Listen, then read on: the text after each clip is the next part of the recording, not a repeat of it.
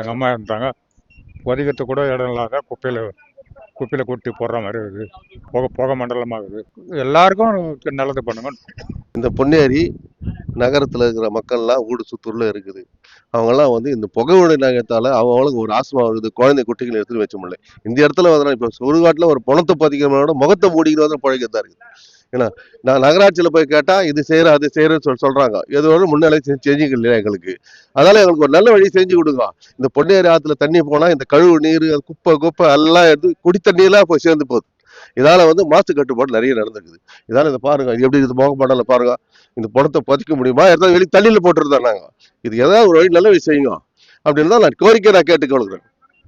இப்போ பொன்னேரியில் வந்து 27 வார்டு இருக்குது. இந்த 27 வார்டுலேயே வந்து எல்லா பணத்தையும் இங்கே தான் போதிக்கிறாங்க. மொத்த குப்பைகளும் இங்கே தான் மொத்தமாக வந்து போடுறாங்க.